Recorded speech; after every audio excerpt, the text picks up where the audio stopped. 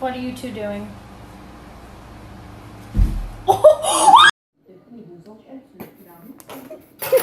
Well, they only turn one once, and we are doing the whole princess theme, but it's gender neutral.